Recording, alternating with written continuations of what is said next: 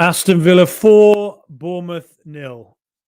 What an absolutely incredible result. 8 wins in 10 games. You go up against a team that seemingly everybody raves about. Everybody says how good they are, and rightly so. I mean, Bournemouth are a fantastic football team on their day, and Iraola's doing a tremendous job at Bournemouth. They have some super players, and Aston Villa made them look thoroughly average today. In 2 years, the last 2 to 3 years at Aston Villa at home, there's not a single team you feel nervous about Villa taking on. And today proved it. We were just brilliant. Where to start, really? I mean, so Bournemouth, as we know, love to do the hard pressing, harder, faster, stronger. They make life really difficult for you. It's just a lot of teams find it difficult to play against Bournemouth. They crowd you in the centre. They push your defenders. They make it difficult to play out.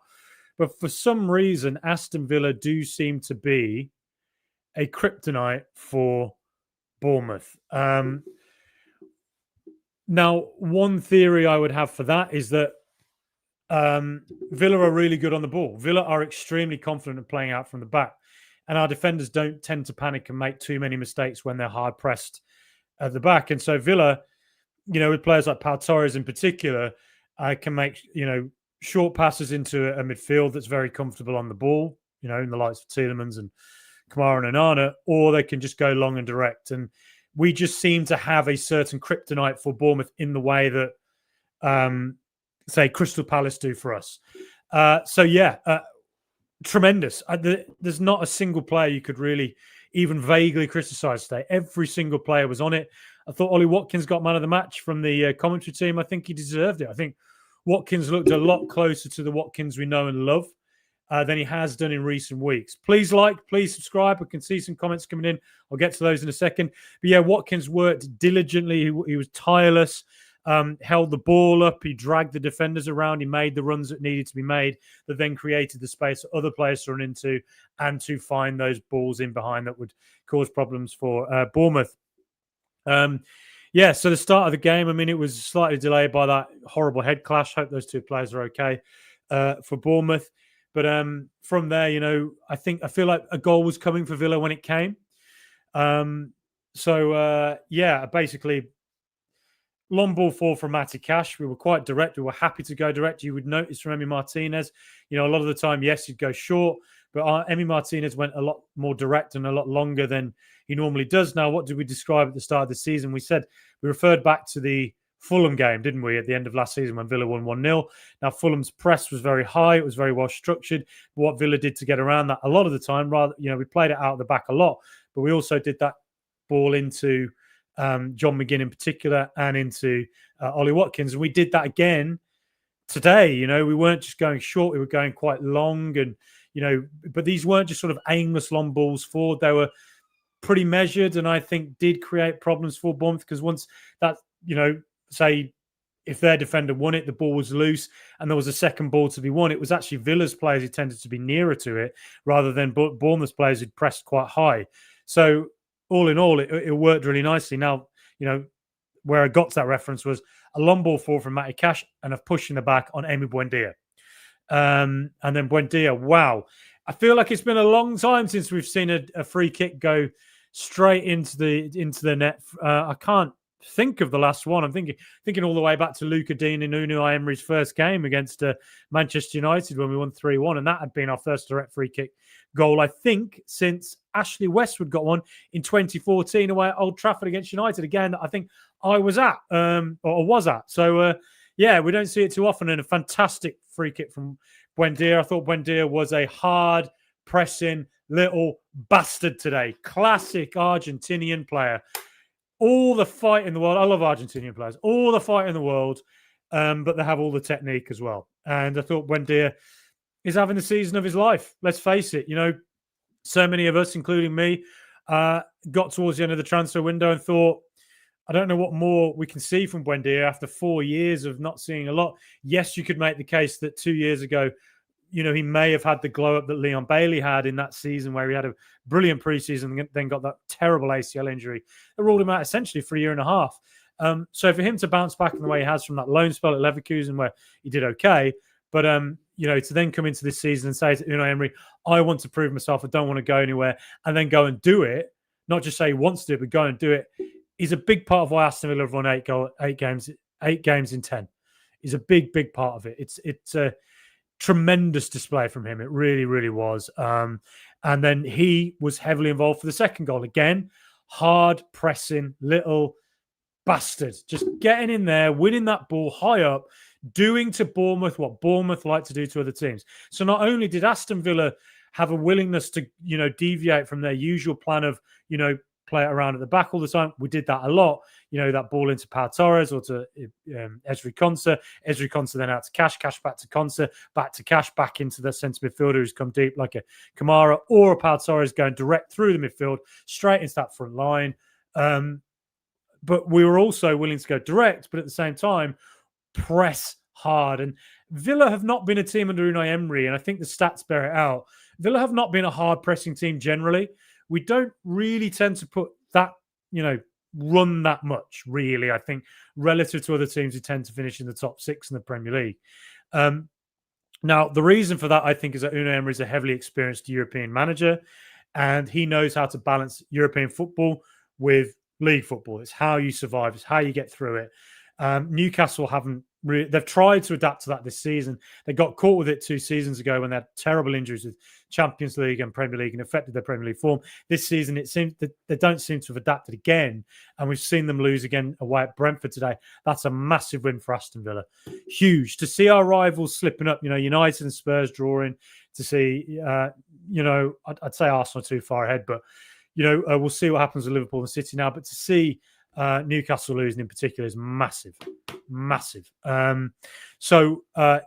But I think to go into that second goal, lovely hard pressing, doing to Bournemouth what they like to do to other teams, and they didn't handle it well.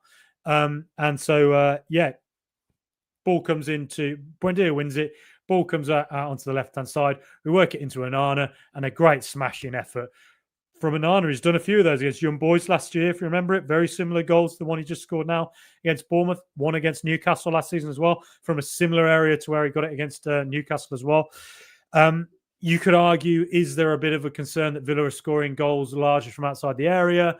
Well, to be quite frank, I don't really care about that right now. Yes, I'd say as the season progresses, you could say that we need to start getting a few more goals within the area. But then second half, the goals came.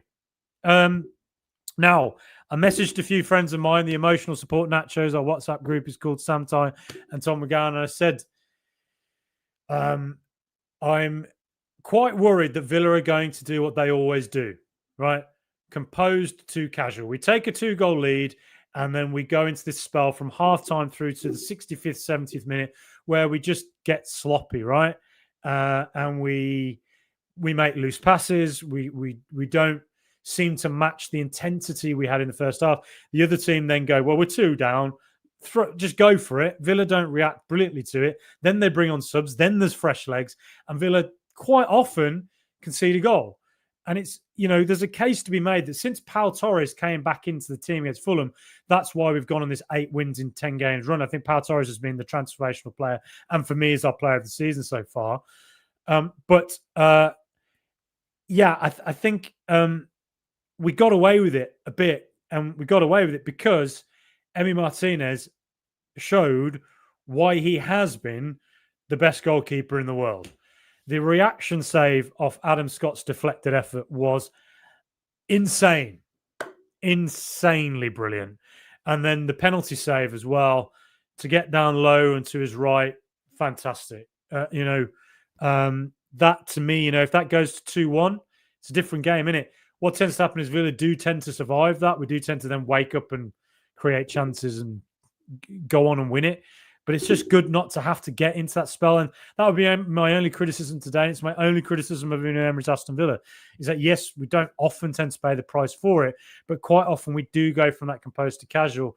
And there are going to be games where we do pay the price. Let's say Brentford 2 years ago when we were 2-0 up, it went to 3-2 and then it went to 3-3 and we dropped 2 points. And who knows, in the end, that could have cost the Champions League. It didn't.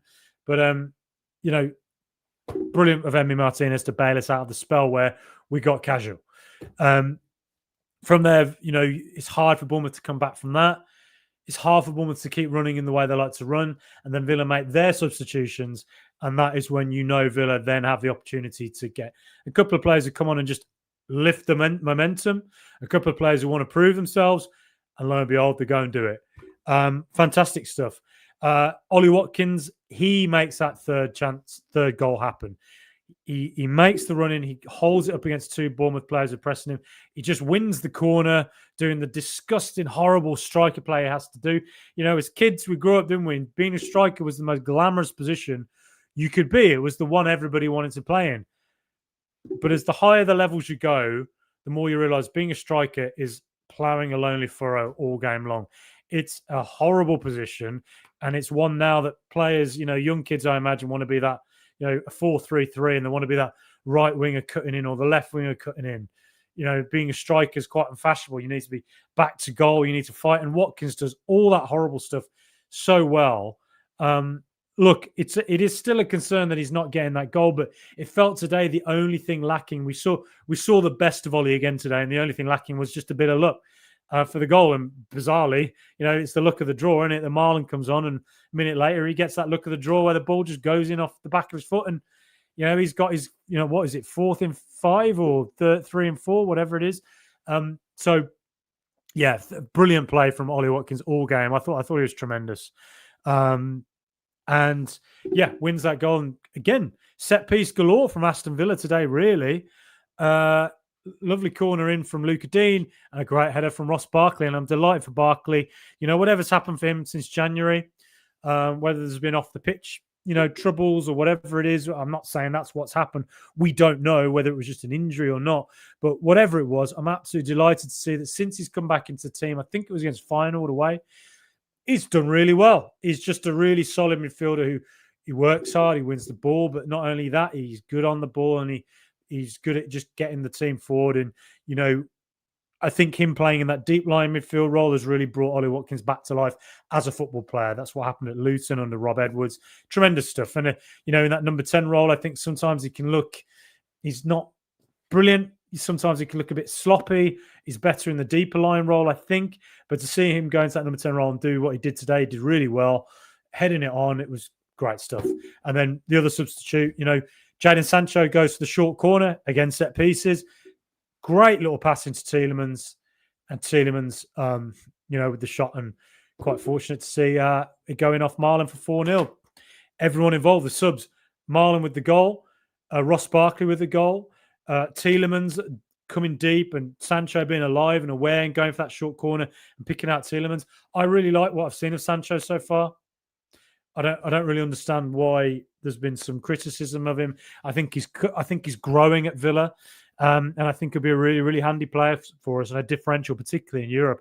I'm happy with him, so I like what I see from Sancho, and to see Tielemans back, fantastic. I don't know how many more times we can say it on this podcast, but Aston Villa are an absolutely fantastic football team. And I simply couldn't understand why it was so to the point of, hyper negativity pre-season. And a lot of people losing the plot at the start of the season with the first 4 games. Which, yeah, we played terribly, and 1 or 2 players were playing in awful form. But you always felt like, come on, man, we've got the best manager we're ever going to have. And this is a serious football team. They're not this bad. They're going to wake up. And lo and behold, they have. And when you've got professionals like John McGinn, when you've got players of the professional quality of someone like Emi Buendia, clearly, and the quality of Rodgers and Watkins and Pau Torres and Martinez and Costa, this is a serious football team. And they showed it today. 4-0 against Bournemouth. How many teams around the league are looking at that result and going, Aston Villa are back? And you cannot look at Villa now and not just think they can go on and get Champions League football. We absolutely can compete with Chelsea, with Newcastle, with Spurs, with United. Hell, City and Liverpool. Why not? We can push for that. And, something we've seen as well since January, a year ago, and even 2 years ago when we did get Champions League and we were playing Conference League, I think what you could argue is that sometimes with that Wednesday to weekend, game load, we struggled. Not the case. Since Celtic in January, then to Club Brugge, then to PSG, we have been brilliant at going from Europe into the Premier League. And to be honest, these games seem to really help us. They seem to help us regain form. They seem, they help us bounce back, and they seem to sharpen us or something. It's the way Emery uses his players or whatever else it is. But, in a way, if you think about it, we lost at Liverpool. And what did I say after that game? I said, Villa always bounce back. It doesn't matter. And I've seen, talk about Villa's final third stats. I'll describe it to you in short form what this is. Villa were rubbish for the first 4 games of the season, weren't we? And we couldn't link the ball up. We couldn't get into the final third. We created nothing. That was the fundamental point. Now, I always felt Villa would bounce back. They did. Europe helped us. That Bologna win. But since then, we've won 8 and 10. So the eye test tells you Villa are looking like Villa of 2 years ago right now. And on top of that, we had Spurs away, City at home, and Liverpool away. So we're not going to be in the final third very often in those games. Today, how many times have we been in the final third and in our own box? Over and over and over again. Burnley, Bournemouth, Fulham at home. Those are the 3 games you look at and you think these are the games now where you need to see Villa really being in the ascendancy, being more attacking, being in the final third, making moves work. And we did it. It's probably our probably our highest result I can think of. We beat Newcastle 4-1, but then we beat Brighton 6-1 2 years ago. We don't tend to win 4-0 very often. We play brilliantly, but it tends to be a 2-0, a 3-1. It doesn't tend to be the 4-0. We don't tend to race away with it. And today we did. We got that 3-0. Bournemouth looked knackered, and we just ran away with it. It was a tremendous performance from absolutely everyone, from goalkeeper to centre forward, from everybody. And made Bournemouth look like a team that run hard, press hard, but don't have much beyond that. And Villa today out Bournemouth. We ran hard, we pressed hard, but beyond that, we have an absolutely amazing quality on the ball from every single one of our players, and we can go from back to front like lightning, grease lightning. And that's what kills teams. You really think you're in it against Villa at Villa Park, but then we just do one move from keeper to Pau Torres to into Tielemans or into Onana, quick pass beyond the line into Rodgers. Then suddenly Villa have 4 on 4. We're running forward. Watkins pulls away. The right midfielder's going forward, and what do you know? We do something. And on top of that, talking to right wingers, Gesson came on for 10 minutes, barely that, and he had 1 or 2 moments there where he thought, okay, that's a bit brighter. That's all right. That's maybe a hint of what might be to come as he grows into it in the Premier League. We just need to see him now do it a little bit more regularly. 1 or 2 nice flicks, 1 or 2 nice take-ons, holding the ball, winning the fouls. And then now, hopefully that can, the performances can become more consistent, and that can lead to goals, assists, and what we want to see from our right winger. A tremendous display from an absolutely tremendous football team. Brilliant. Right, we're going to get to the comments now. Please let me know what you think. Please like, please subscribe. If you're listening online, please 5-star reviews help us so much. I know I keep repeating myself, but I have to keep saying this. There's a million Villa podcasts out there, and really would appreciate it if you like what we do. Just showing that appreciation, it just helps us massively. Thank you so much to everyone who says really nice things at us whenever I see you at Villa Park, who says all the nice things online. I cannot tell you enough how much we appreciate it. It's fantastic, and we want this podcast to keep on growing. Please like, please subscribe. Flange 0027, good to see you, Flangy. Both Emmy saves were superb and bang on it today. Yeah, I mean, look, I talked about Aston Villa being a team that bounced back from setbacks really quickly under Unai Emery. We always do. Never gets into us. Emi Martinez is part of that process. He's a winner. He's a player, if he has a bad day, he doesn't let it, get to him, and he comes back and he puts in displays like he put in today. Those 2 saves he made today, the penalty, and particularly that deflected save. Very few goalkeepers in world football are capable of that. And on the ball, he was excellent. His long balls were brilliant. It's a skill in itself. He was really good at knowing when to make the direct ball rather than the short ball. He was intelligent in that because, sometimes there's moments where you think, we're 2-0 up. Don't invite Bournemouth to just win it high up and create a chance to get a goal. Don't do anything stupid. I know it sounds simple, but it's not that simple when you're on the pitch and having to make that call. And I thought he was brilliant today at making that call. He was great at making the short passes into short but long passes into Morgan Rogers coming a little bit deeper. Whatever it was he did today, it was fantastic. Black Country Villain, good afternoon all. Great, good to see you again, mate. Great result, fantastic penalty save. Well done, Emmy. Absolutely. Good afternoon, Frank. Good to see you, Flangy. Hit the likes and on the way in. Thank you so much. Yes, please do like. Please comment. I'll get back to those. And if you comment later as well, I will go back to those as well. By and large, I usually have time to do it. Good to see you, Rachel. Getting Villa and the Magpies get a slap in too. Yeah, Brentford, underrated. That's a great result for us. They had a sending off as well, didn't they? No, Newcastle. It's turning into a tough season for Newcastle. And do you know what? I haven't even looked at the Premier League table. Let's have a look. Where are we? If I can try and share the screen there. Let's go. Look, this is not great to watch, is it? But yeah, I'll try and find it. Oh well, no. Let's forget about that for the sec. But look, I'll just describe it. Villa are 7th in the league now, joint on 18 points with Tottenham in 5th, Liverpool, Man United, and Bournemouth as well. And don't forget how much that game today helps our goal difference as well. So yeah, and we won off Sunderland and Man City. Primed and ready to go. Primed and ready to bounce it, go after this. If you look at our upcoming games as well, we've got Leeds away. You know, obviously the international breaks come now. But Leeds away, Young Boys at home, Wolves at home, Brighton away, Arsenal at home, and FC Basel away. I fancy every single one of them games. And that includes Arsenal at home. I fancy every single one of them. Yeah, bring it on. I'm going to go to Young Boys, and hopefully I'm going to get to the Wolves game as well. I'm buzzing. I see absolutely no reason whatsoever why Aston Villa cannot get a load of points from them games and then by mid-December be right up in the top 8 in the Europa League and right up in the top 4 in the Premier League. I see no reason whatsoever. Result of the season so far, David Starr, I agree. I think the other result I really love, obviously Man City. That was an incredible display. Spurs away was great. Do you know, the result I really loved was Feyenoord away 2-0. And I think it's one of them where you sort of think, yeah, Villa should win them games. Not really. And I think that was the type of game where Villa looked like a senior European team in that game.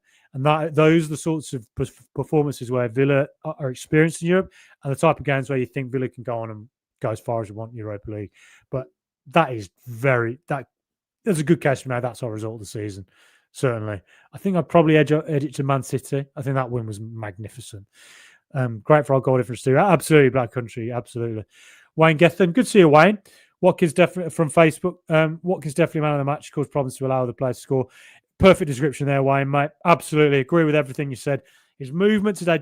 If you're in the stadium and you watch it's easier to see in the stadium. If you watch Watkins today, I bet you're just blown away by his movement, the space it creates when Villa go on the attack and on the counter. Is fighting for the ball. It was tremendous. Just just that little bit of luck to get a goal, but it'll come. It'll come if he keeps playing the way he's playing, or keeps playing the way he did today. It'll come. Mr. Tetvit's amazing first half, whether the early storm second half, then got 2 fortunate type of goals, really, but we deserved it all. Yeah, I think that's a fair enough description. First half was an absolute joy to watch, and that was probably our best performance of the season. First half, we were brilliant. Very happy with the goal difference, Flangy. We enjoy watching the match today. Same here, mate. Unai, it's brilliant to think Professor Unai right now is sat in the Villa dressing room. He's put this on the TV and he's on his YouTube comments, right in the comments now to me. You know, all the Villa players looking on going, who the hell is this dickhead? I'm like, well, my name's Frankie, fellas. And I talk about you all the time. I'm in love with every single one of you. Thank you so much for bringing so much joy into my life in the last 3 years in particular. But Villa, Unai Emery saying, we're going to win the league. Well, why not? You know, what did Emi Martinez say once? I'm a believer, mate. Why not? I mean, let's go for it. Semenyo was basically a ghost. How good was the defense for his match? Yes, that's a really good way of putting it. I think Luca Dean showing that he's an absolutely elite left back. He was fantastic on Semenyo today. Semenyo is an elite player. I think he could play for anyone, really. And yeah, made him look like a ghost.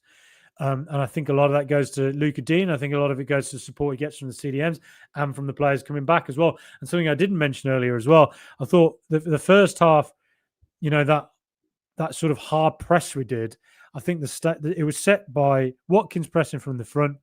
It was set by McGinn and Buendia. I cannot describe to you enough how brilliant Buendia and McGinn were in that first half, pressing as hard as possible. It was hard little Scottish RG bastards. I love it. And they don't just have that ability, that sort of pressing ability. They have the ball playing ability to go with it. It's great. We should be second on match today, yeah, after City Liverpool for sure. So Duncan Kilburn, Marlon needs to start over Watkins. Do you know what? I think we saw today where Watkins does start. Watkins is a brilliant player, and I know we've all been a bit concerned that the goals aren't coming. And I think there's a case to be made that if our striker doesn't score soonish, that there could be issues in games where Villa draw 1-1 or 0-0, and if our striker was at it, we might be winning those games. But I'd like to think the display today showed, he's still got it. And the goal will come. The goals will come for him, I think. It's a question. Obviously, it's not great. He's not in the best form goal scoring wise. But today was a great display and a good step forward for Watkins. Paolo Fuller, great to see us win in the middle of a nasty typhoon in the Philippines. A bit of positivity. Well, I'm sorry to hear there's a typhoon in the Philippines, Paolo. Please stay safe. Please to all the Filipino villains. But as ever, brilliant to see that somebody from the Philippines is not only a Villa supporter, but watching us. I can't believe I'm right now on a remote screen or whatever it is, however you're watching it in the Philippines. Thank you so much, Paolo, for watching. Cadu Williams up the Villa. Good to see you, mate. I think this is new. I think you're new to this channel. 7th in the table, 2 points of second place. Is brilliant, isn't it, Duncan? So the Philippines is okay. So it's Black Country Villa, we all do. Nick Bailey like a knife through butter at times. Exactly well put, Nick. I think that's how I would exactly describe how Villa play under Unai Emery. It's not always like we're like Man City in that we're just, or Liverpool where we're pinning back a team and we just move, faster. It is sometimes we just seem to be like, I described it as I think a couple of years ago I described it like a boa constrictor. It's like a rattlesnake. We suck you in, we coil, the noise goes, and then it's the knife through butter. It's a pass, quick pass. It's like, pass it to the left, pass to the right. Villa then, the ball player who's taking it on the right, whether it's the number 10 or a midfielder is pushed higher. Then they turn and Villa have loads of space. Watkins moves. We find that pass and it's just goal. It's quasi counter-attacking. But, this season in the Premier League, I've not loved a lot of what I've seen. I hate the long throws. I don't think they do a lot. I think they're overrated. I think a lot of football's gone. It's almost like they've overcorrected. A lot of teams press really high. Teams now are going long all the time. It's like a reversion to the Mourinho Benitez era of 2005 to 2009. Now, Villa are not afraid to do that. And at times, I think it's wise to do that. But the way Villa do it is not just sort of aimless long balls and hoping to win 50-50s. We tend to do it not very often, but like we did against Bournemouth today, long ball into Watkins when it's, smart enough to do it and avoid that high press. But also smart balls into McGinn, who you think is going to win a 50-50, win a foul, or into a Rodgers who's tall and can do it. But other teams, I think, are doing it a lot. Villa don't do it that much, but Villa are a great team to watch. We're privileged to watch this Aston Villa team because we still play out from the back. We don't do it where it's just sort of passing for the sake of passing. We do it in a way that's thought through. You invite the pressure. The space starts to open behind. The players believe in themselves to hold the ball up. Pass. Hold it. Rattlesnake. Ball into midfielder. Villa turn and we go. It's quasi counter-attacking. It's attacking from the back. It's just fantastic to watch. Privileged to watch it. And Nick, I think you've said it perfectly there. Knife through butter. Mr. Zetbit's also a nine. Looks terrific when he moves the ball quickly. I'm sure Unai has a word to him about speeding up, and I looked excellent. Yes, I think you're correct, mate. I think the one thing I feared before this game was Onana Kamara as the double pivot in the sense of I think they're absolutely brilliant football players. But I think my only concern today was Bournemouth love to pack that centre and press you hard. And you do wonder, would there be a moment today like there was at Anfield last week where Kamara got caught a couple of times, where Villa might get caught in that double pivot, where you think Yuri Tielemans is probably a little bit more comfortable dealing with that hard press? Yes, Onana got caught once in the first half, which then led to a free kick on the edge of the area, which Tavernier wasted. But all in all, Onana and Kamara, since they became the regular double pivot when Tielemans got injured in April, they've been brilliant. And Tielemans got injured at the start of the season. He's barely played this season, really. Those two have been fantastic. Lamar Bogard as well, when he came on, looked really good. And he looked really good against Burnley as well when he played the 90 minutes. I think Onana and Kamara, Onana's really growing. And we've seen this a few times now under Emery, where it's taken one or two players a little bit of time to look like the elite player they are. You can include Tielemans in that. You can include Bailey in that. And Onana's starting to look like that this season. And £50 million, there were a lot of question marks around that at the start of the season. I didn't question it. I thought, yes, you could argue 50 million was high. But then at the same time, Villa needed a player who had that physical profile. We've never had a player with that physical profile, really, in the centre of the park. You could maybe go back to the Ian Taylor days. Tall, languid midfielders who are good on the ball, but also can put a tackle in just in time, just in the nick of time. But not only that, has he shown he's got all that about him, but also he's got the goal scoring and he's got the ball playing ability to back it up. We're starting to see the best of Onana. And to think you've got Kamara, Onana, Yuri Tielemans, and a really top-looking young player in Lamar Bogard, and Ross Barkley and John McGinn can all go in that centre midfield area. We said at the start of the season, didn't we, when we looked at the squad, Villa's central areas where you would argue there's very few teams in the Premier League that would look at that and go, they've got a better team than that. There's very few teams that have a better centre than Villa. Watkins, Nick Bailey, Watkins man of the match, Sky man of the match. Yeah, and I think he was man of the match. I really do. We always win when I wear my luckiest centre shirt. Keep wearing it, Duncan. Keep wearing it. ProDead, who needs a Sensio? Little Emmy set the bar with his work rate today. We live for games like this. Total team performance. Yes, total team. It really was. And Emi Buendia, you love it. It's the start of the season. He said to Unai Emery, I want to prove myself. He's proven it. Now, I do have to go off. I'm going to go play football now. Going to go play football. Try and match what I've just seen from the mighty Villa team. Just get one or two more comments. DJ Sancho will definitely be handy for us in the same way Rodgers and Buendia have been, adding creative flair and a bit of maverick tendencies, which we sometimes lack. I think that's exactly right. I think he's going to be a big differential in Europe. And I think that Sancho's going to have one or two moments this season where he does things our other players don't. And I'm hoping that will be in games where teams put 11 behind the ball. And I would say Villa, that's where you would argue Villa under Emery have not always looked great. I think Sancho's a top player, might just do something that maybe starts to change that. Maybe. James, well, good to see you again, mate. Hello to you, Rach. Yeah, good to see everyone chatting on here. Bongo's your man of the match. I just said it's got, I think for me, it's Watkins. Stephen Bell and Nana bring something so different. Both Emmys were extra today. UTV, 7th goal difference. Yeah, Nana, he does bring something different. No, we've very rarely had a player that profile. Alex Moreno, class performance. Ollie worked his socks off at Emmy's man of the match. I think you can make a case for Emmy for sure. I mean, he was brilliant. Every single way. He was fantastic. English and Richard Parks. Don't forget Watkins is still not fully fit, so going injury. Yes, really good point, Richard. Good to see you again. Yes.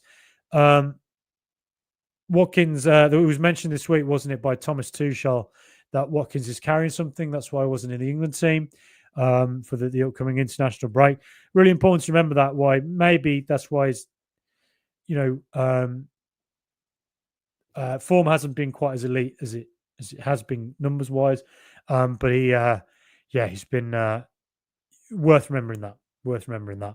Hopefully, this 2 weeks off now will help him, and he's ready, firing to go against Leeds United. And remember as well, international breaks. Villa tend to look really good after international breaks. Why can't we go and beat Leeds? Why not? Kevin Jeans just got back. Martinez has redeemed himself today. 2 world-class saves. Yeah, it was a big part of his redemption arc, definitely. And I have a feeling we might see a big moment in the Europa League as well, hopefully, at some point. Everything Villa, I love the name. Emmy saved that penalty when we pointed and laughed at Semenyo for not hitting the free kick that blasted over mind games. Love it. Love it. Thank you so much, everybody, for listening, watching, liking, subscribing, all that stuff.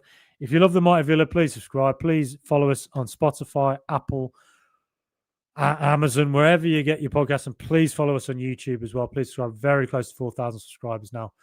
Please let me know what you thought in the comments later. I'll get back to them. Really want to chat about this, but until then, I'll be back in the international break quite a lot. I really want to talk about this game a little bit more in depth, try and look at the tactics of it. But until then, up the mighty Villa.